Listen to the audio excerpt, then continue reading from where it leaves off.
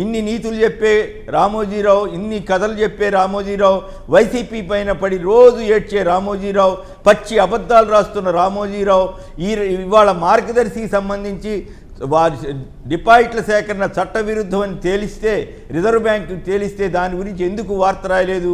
ఈ పరిణామం పైన అలాగే టీడీపీ జనసేనల్లో జరుగుతున్న గొడవలు, ఎవరి సీటు ఎవరికి గల్లంతు.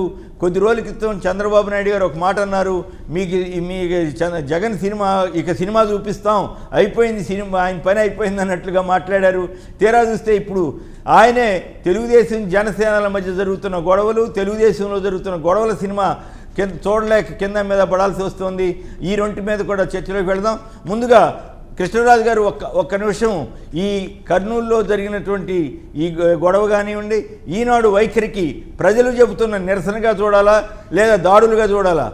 సాక్షి మీద కానీ లేదా వైసీపీకి వ్యతిరేకంగా ఎవరైనా దాడి చేస్తే దాన్ని నిరసన అబ్బో అంత నిరసన జరిగిందని చెప్పే ఈనాడు ఇవాళ తనకు నిరసన చెప్తే మాత్రం దాడి అంటూ రాస్తోంది. నిజానికి ఎవరైనా సరే దాడులు చేసుకోవాలని మనం చెప్పం, కానీ ఈనాడు ఆంధ్రజ్యోతి చేస్తున్న పచ్చి మోసపూరిత వార్తల పైన, ఈ పరిస్థితులు, ఈ పరిణామాలు ఏర్పడటం పైన మీరేమంటారు? ముందుగా అందరికీ శుభోదయం అండి. కేసర్ గారు, ఆంధ్రప్రదేశ్ జర్నలిజంలో పాత్రికేయుల ముసుగులో అసాంఘిక శక్తులను చొప్పించిందెవరు? వాడవాడలా రిపోర్టర్లను పెట్టి దండుకునే కార్యక్రమానికి నాంది పలికిందెవరు? ముందు దాని గురించి మాట్లాడమని చెప్పండి. ఎందుకంటే ఆంధ్రప్రదేశ్ లో ఈ జర్నలిజాన్ని పూర్తిగా భ్రష్టు పట్టించారు. జర్నలిస్టు పాత్రికేయులు ఏ పని చేయాలో ఆ పని తప్ప మిగతా పనులన్నీ చేయమని చెప్పించడం, వారితో అంటే మీకు తెలుసు, మీరు ఈనాడులో పనిచేశారు, నాకు తెలిసినంత వరకు పాత్రికేయులకు సర్వే పనులు అప్పచెప్పి ఆ సమాచారాన్ని తీసుకెళ్లి ఆనాడు తెలుగుదేశం పార్టీకి అప్పచెప్పిన పేపర్లు ఏవండి? కాబట్టి ఏంటంటే ఈ రోజున అనవసరంగా జర్నలిస్టులు అనే పేరుతో కొంతమంది అసాంఘిక శక్తులను ప్రవేశపెట్టి వారితో అసాంఘిక కార్యకలాపాలు చేస్తూ ఉంటే వారి మీద దాడులు జరిగితే పత్రిక స్వేచ్ఛ మీద దాడి అని చెప్పి ప్రచారం చేస్తున్నారు. ఇది శోచనీయమండి. నిజమైన జెనైన్ పాత్రికేయుల మీద దాడి జరిగితే ఇది మనం ఖచ్చితంగా అందరూ ఖండించాల్సిందే. నేను మీకు సంఘటన చెప్తాను సార్. మీకు తెలుగుదేశం పార్టీ హయాంలో చిలకలూరిపేటలో శంకర్ అని చెప్పి ఒక మంచి జర్నలిస్టు, ఆయన ఆంధ్రప్రభలో పనిచేసేవాడు. ఆంధ్రప్రభలో పనిచేయడానికి ముందు విజయాంధ్ర అని చెప్పి నేను ఒక బైలింగ్వల్ పేపర్ నేను నడిపాను, విజయవాడ నేనే నడిపానండి. అది దానికి ఒక రిపోర్టర్ గా శంకర్ ఉండేవాడు.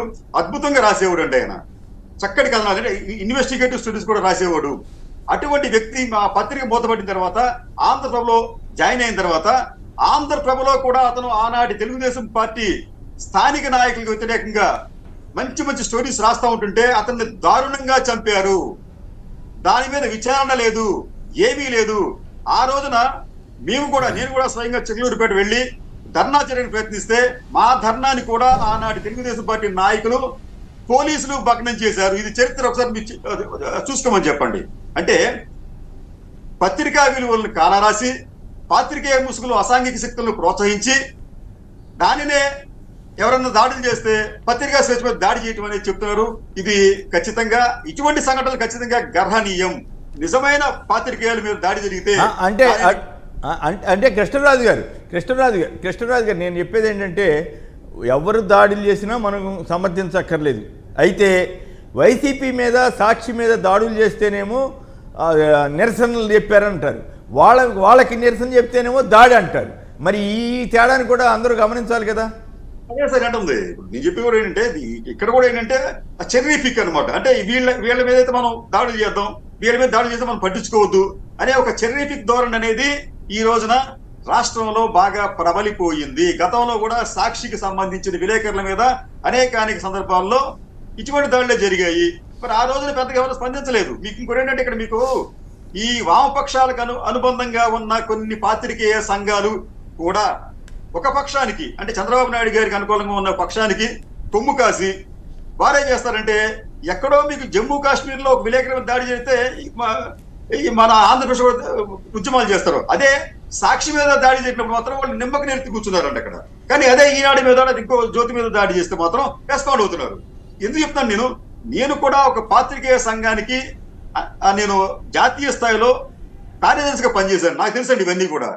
కాబట్టి అంటే ఈ ప్రజలు కూడా గమనించాలి ఏమిటంటే అది పాత్రికేయ ముసుగులో ఉన్న ఈ అసాంఘిక శక్తులు ఏవైతే ఉన్నాయో వారిని మనం ఖచ్చితంగా వేలెత్తి చూపించాలి, ఐడెంటిఫై చేయాలి.